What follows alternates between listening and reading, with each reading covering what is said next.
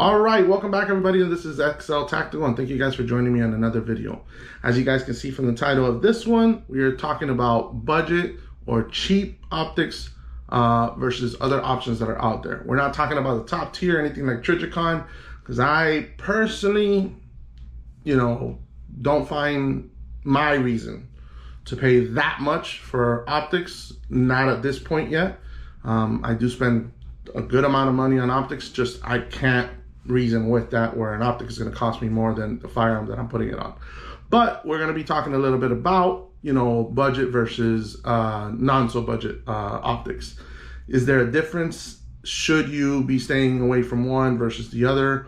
I'm not here to be telling you yes or no. I'm here to give you the options, give you my honest opinion, and tell you why I may or may not use them, or what is even the difference.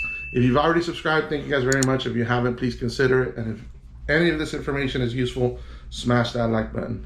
But let's jump right into it. So first off here, again, we are dealing with free and clear firearms. This is my Ruger 1022. And what we have on here is the Feyachi V30, right? This is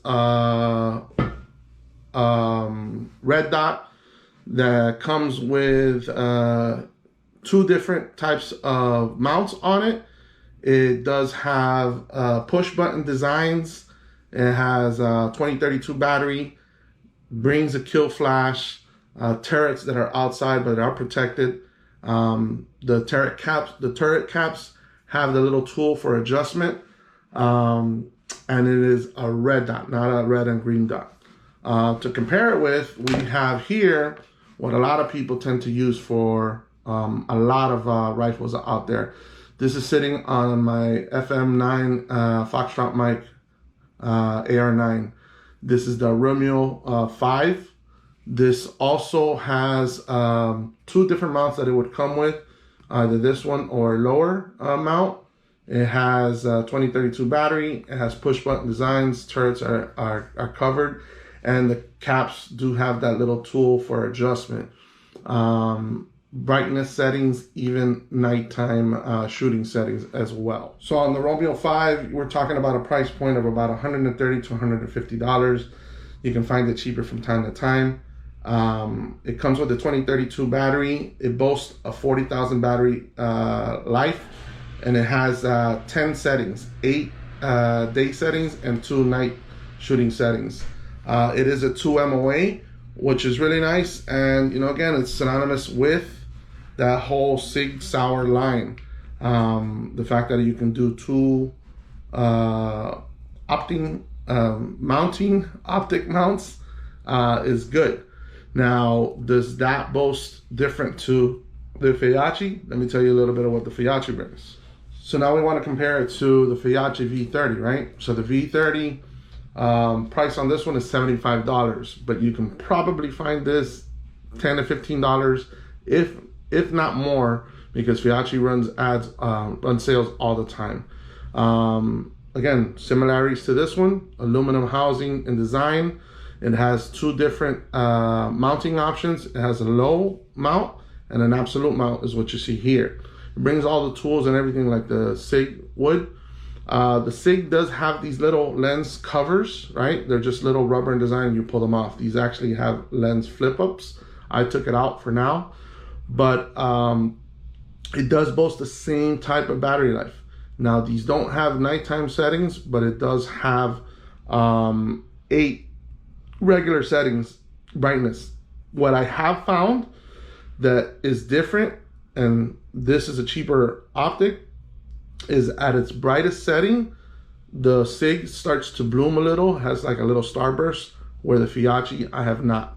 An added plus that the Feyachi comes with is, if you guys can see here, I'm not sure if you can tell, but it comes with a kill flash, which not the other one comes with.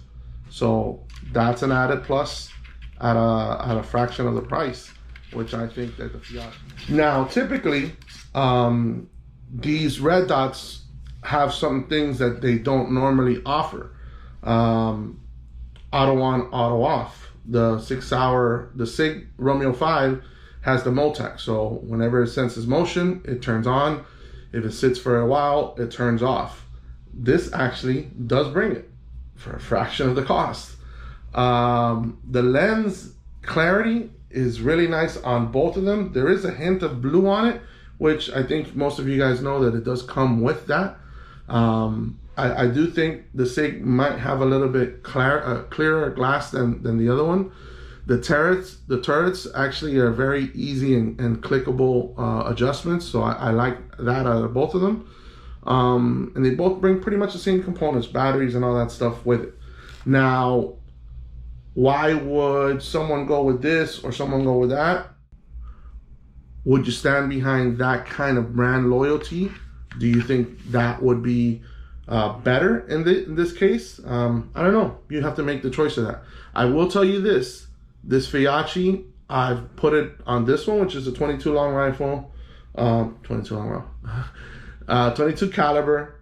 I have put this one on this particular platform. I put it on the 223 5.56 AR, and it's held very nicely. Very good design. The battery hasn't flickered. I haven't gotten any kind of real bad sunburst, and they're good. Now, here are some things so you can hear me out. You're getting a couple differences, right? This one comes in this little plastic box. It's kind of cool. It looks all right. This one, you know, there's a little bit better marketing to it. We're talking about $50 difference on average between those. Now, I have gotten some of these lower end ones, and they don't come with this motion activated on and off. And that for sure you want to stay away from. I would show you some of the other ones that I had, some of these great red dots, huge reviews on Amazon that sell very well, Feyachi and other different brands, and they're great. But if you're gonna actually try to put this on something that would be home defense, I'm not telling you that this is a bad option. I'm just telling you, make sure some of those things that you may have not thought about, you're thinking about. Motion activated. If your adrenaline is dumping and you need to get into a fight or get your tool in action, you don't want to be thinking about, oh, I got to make sure the battery's good. Oh, let me make sure I turn it on, make sure the brightness is good. All that stuff. You really just want to grab it and go and get in the fight. So this is probably the closest option to what I have been using as my go-to, which is the Romeo 5. There's a couple other ones that are probably around the same as the Romeo 5. The Vortex makes one. I think I have the Spitfire and the Crossfire, and then the Holosun makes one around that same price. A lot of the same similarities. I actually have read, I don't know if it's right, that Romeo 5 is actually made by a company like Holosun, and they brand it for them. That I'm not too sure on that one. You can clarify me in the comment section below if it isn't the truth.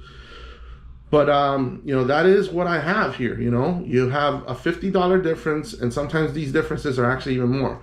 Let's say the $75 optic, I'm able to find it for around $50, which I'm pretty sure you are able to if you find the right deals.